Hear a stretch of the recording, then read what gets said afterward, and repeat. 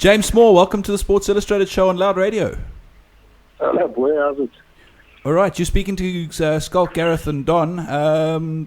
Wanted to get your thoughts on what's going on in SA Rugby, but before that, I just wanted to touch on one thing. Can you believe it's 20 years since your test debut against the All Blacks in the first test back from isolation? I can. I've got to stand up every morning. It takes me about 20 minutes.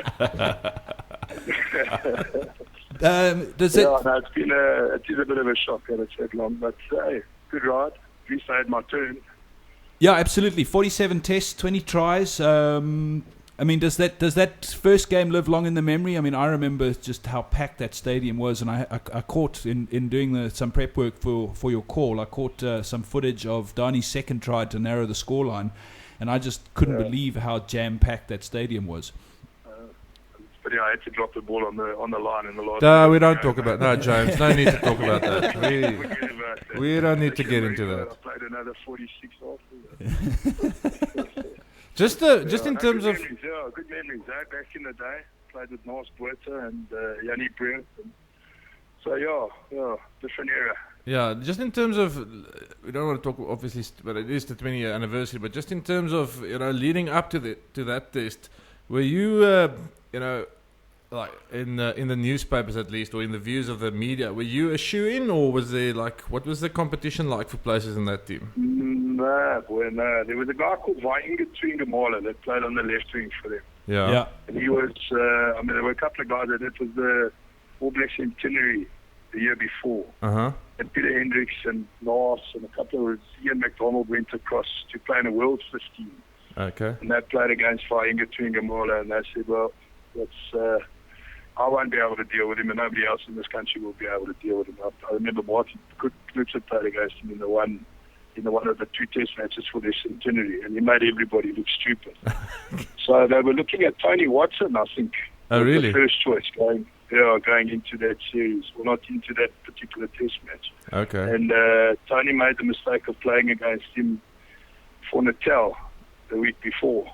Yeah. And he made Tony look absolutely stupid. I mean, I wasn't a good defender, but Tony was a lot worse than I was.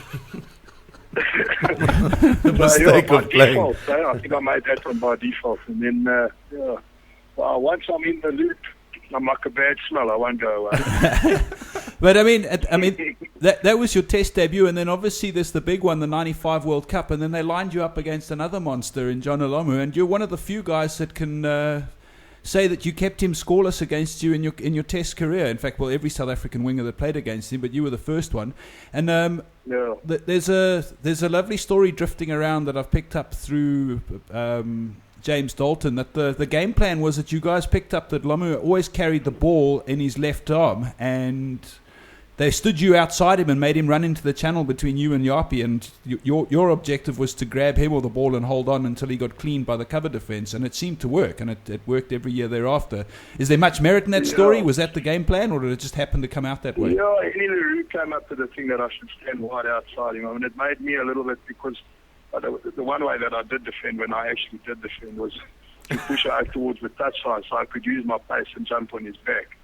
But he had me standing outside. It went wrong once or twice, but I was lucky I had Okaki up here. I mean, if you actually go back and watch that game closely, Yapi Moore is probably the guy that won us that World Cup final.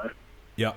Yeah, so you sort of slided him out of touch with one tackle that I can remember. Yeah, the only in the history of the game to ever do that to him. And we all looked at that and just thought, because our biggest fear had come right, you know what I mean? He was outside me, he was smoking, and it was 20 yards out, and everybody turned around and thought, oh, fuck, here we go. And out came, everybody forgot to tell Yapi Mulder, of course. Which was fantastic. And he got up and he pushed him. And once we had all seen that, we just thought, well, fuck it. We'd faced our worst fear. And that's it. Beautiful. Absolutely beautiful. Excuse my language. That's It is internet radio. Eh? You know the rules. Let's get on to what's going on in South African rugby and what ails South African rugby. I mean, you started your career at the Lions. What are your thoughts on what's been going on there with them and the EP Kings and Super Rugby and Currie Cup playoffs and the like? Yeah, well, I don't think it's a bad thing. People are talking about rugby again. Eh? People are interested in rugby again. There was interest in this weekend's games in the Currie Cup. So I don't think it's a bad thing. It's a good thing. People are rugby's top of mind. You're going to give Alan Solomons in at, I don't know what to call him, Mr. Watson, maybe, for the lack of anything else other than swear words. But let them have a go. Let's see what they can do. And it gives the youngsters down in the Eastern Cape, there's a lot of talented footballers come out of that part of the world. And it gives them a focus and something to aim at. And I think it's world class. I think people are watching rugby again. Our obvious powers are having to man up again. The weekend's games are going to be like Springbok trial games. It's going to be great rugby, and it's good for the game. The more people talk about it, the better off they are. Just talking about Friday and the promotion relegation thing, we had a bit of an argument earlier. Don reckons, the EP guys will smoke Vrystaat. We're not so sure. What are your thoughts? Oh, but I mean, I had the misfortune of actually having to train under Alan Solomon, so I would support the Wanderers Rugby Club against the Eastern Province Kings. So I hope they get an absolute hiding. So nothing personal then, James. Tell us how you really feel. I hope they don't score a point. Okay. And on that bombshell. And then the semi-finals this weekend. Your thoughts on where the final's going and who's going to be in it? Yeah, well, I'm a Sharks fan, obviously, and that Sharks side is a good side. I think watching the Springbok game a couple of weeks ago, the boys looked tired. Yeah. And I think a couple of the Sharks guys are going to carry that tired game into the semis. A guy like Willem Alberts, I don't know how he maintains the kind of physicality that he does. But also Lambie, he's got something to prove, but he hasn't got game time in him. That bull side is, it's a wounded bull. Yeah. And, we always used to say back in the day, be careful of the wounded bull. It's going to be, like I say, like a Springbok test. I just don't know if we can match them in the back line. But I think the difference is going to be Morné Steyn. If Morné Steyn plays well, then I think the Sharks are going to be up against it all day. It's going to be played. It's going to be played. It's going to be played in the wet, though. Probably. So again? It's going to be raining on Saturday in Durban. So, I mean, what does that do to Morné and Lambie? Listen, my mate, if you could tell me that it's going to rain on Saturday in Durban, you wouldn't be working for a radio station or for SA Sports Illustrated. You'd be a very, very wealthy man. Because I promise you, if you could dictate that, I would put money. I've got special powers, Joe. It depends on the conditions, but the Nutalax also don't like playing in the rain that much. It's not the greatest for them. They're used to playing on the beach and sand and sun. And I remember when it rained down in Durban, when we were playing down there, we used to bloody hate it. So it doesn't really fit into their wheelhouse either.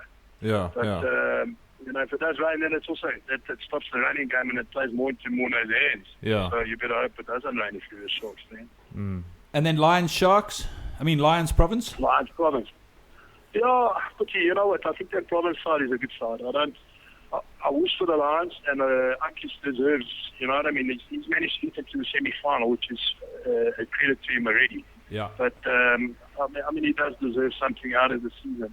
So just on a personal level for him, I'd like to see him do well and the Lions do well. But that's, they loose forwards, their locks, just too much. There's just too much firepower there, I feel. I don't know.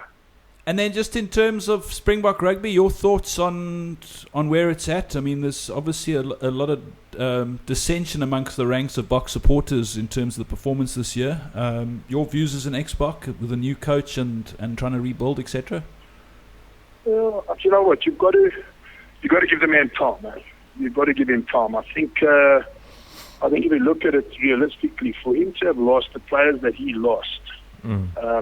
Russell Farid, Victor Matfield, Donnie Rousseau for that matter, who's a very experienced, could come in, settled everything down. Jacques Farid. To lose all those players at once out of an environment must be absolute chaos. And then, to be forced into changes because lack of form on players as opposed to actually choosing the changes to make. it's a hard place to be. So I think they've got to give him time. I didn't think this season would be very good anyway. Oh, you didn't? Hello? Hello, yes, yeah, James. Oh, you didn't? Yeah. So, I mean, you sort of stand out from the rest of South Africa. We're expecting big things to happen in the first year. No. They can't. They could never have expected too much this year. You can't lose all those footballers and then maintain a... we put ourselves in the right position. When we played All Blacks there, we could have gone up, we could have gone up substantially at the beginning of the game. Yeah. We went up here at F&B, we should have been 16 points up in the first 20 minutes of the game. Yeah. But the problem is, as soon as they get 16 points up, they try and defend it.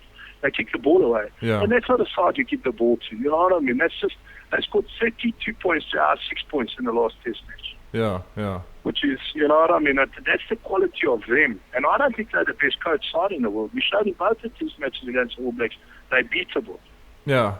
But I think that's where Heineken's got to understand that you don't fucking kick the ball away when you're 16 points up. Yeah, I was just If you deprive them of possession on the ball, they can't score points against you. Maybe give a penalty away here and there.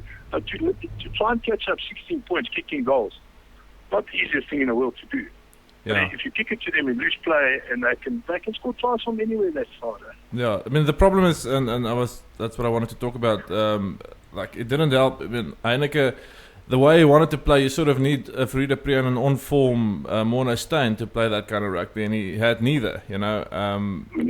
So you know what you need to do? You need to, strangely enough, kick on the front foot. Yeah. Because you need to be going forward, so that that back three that sit deep and can hit you aren't predicting those kicks. Yeah. You need to be able to be going forward, carry the ball, suck those guys up and kicking behind them. Then it's a good kicking game. Yeah. But not kick it down their throats and then sit and wait for them to run at you. I mean, it's just chaos. Yeah. So I think I think he would have learned his lesson. Well, let's hope so. Do you rate this? Otherwise, I'm not going to watch it. Do you rate this Goosen kid? Yeah, but it's early days still, eh? It's Yeah. early days. I would have liked to have seen Pat Lambie get a more opportunity. I believe Lambie's a class act, and he plays the game going forward. Christian, you could see it was like a boy playing against men. Yeah. Got hurt. You know what I mean? I would have, and there was so much pressure on him. Yeah. I would have liked to have seen just there's no doubt he's got class. Mm. But Alex Ferguson, when you got class, what does he do? Beckham, he puts him in the side when he's 17. Then he goes and plays him in the reserves and he puts him on the bench. He tempers him. You know what I mean? He actually brings that player through. Ryan Kicks, Paul Scholes. They're all still playing football, dude. Yeah, exactly. Gaffie du Toit. Where's Gaffie du Toit? Is he playing football anymore? Dave van Huislen. Yeah, exactly. Yeah. So we've got a habit of actually just, waiting till the pressure's so bad, put the oak in there. If he fails, then fuck him. It's his fault. You know what I mean? Yeah. That's bullshit. Yeah. So I would have liked to have seen him temper. I mean, he took Lambie away for 6 months, didn't play him, which is ridiculous. Yeah. Played a plonker at fullback. Absolute plonker. So some of his decisions are just, I don't know, they're just chaos. But he's trying to stay with what he knows. He's trying to work with the people and the players that he knows. Yeah. And it comes back to, all those senior citizens that they lost all at one go. Must have left a huge gap in that environment. So I don't blame him for it. Yeah. But he can't keep doing it. Absolutely. James, just one final question we had for you. It's quite an interesting thing, when we chat and how differently guys rate wings in this country. I think, JP and Bryan Habana are two guys that divide opinions at times, and I just wanted to get your view on how you rank maybe those two, and then especially the guys coming through, the Mvovos and the Hoogaard out there, and maybe even new guys like Raymond Rule, if you've had a look at them and what you think. Yeah, but I mean, between JP and Bryan to me is one of the finest rugby players that's ever played in the Springbok rugby. He went through a tough patch, he managed to man up, and he really is somebody that gets counted on a rugby field. And he would be one of the first ones I ever put in my side. JP as well. JP started playing, he came to form. He gets a bit lazy at times, JP's a big guy. But I think, his confidence was a bit knocked. But I mean, the form that we missed him incredibly through this series. Yeah, definitely. Eric Hoogaard isn't a wing's arse, unfortunately. And Francois Hoogaard, but he's not a winger. He doesn't know how to defend on the wing. He doesn't know how to run on the wing. He's not, what I mean? Let him come on as an impact scrum half, and that's what his chop is. That's it, finished. We try and make him fit into his side. He's not a winger. Okay. And like I Mvovo and like Mvovo. He's a hard-working player. He works off the ball. He's a big, strong guy, and we need to compete with these guys physically. I mean, you look at that left wing now that played for the All Blacks against us last week or 2 weeks ago. Well, that's another monster that's coming at us. Yeah. Absolutely. So also there was a lighty that played for the Free State on the left wing. Yeah, relay. Yeah, I like the look of him a lot. So I think the talent is there. I just think you've got to realise that wingers are wingers. It's not a utility position. You know what I mean?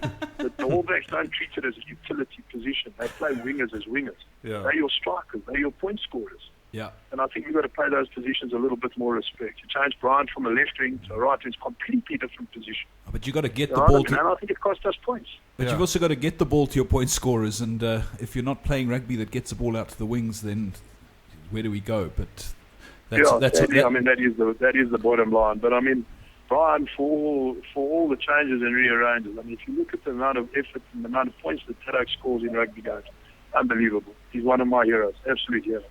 Yeah, no, he was a legend. James Small, thank you so much for chatting to us on the Sports Illustrated show on Loud Radio. Your views were insightful and enjoyable. All the best, and thanks so much for taking the time to talk to us. Yeah, thanks, and I wish you guys well. I hope you have huge success. Cheers, Thanks James. very much, James. Thanks, man. Cheers, Thanks, boys. Thanks. Cheers, man. Cheers, All the best.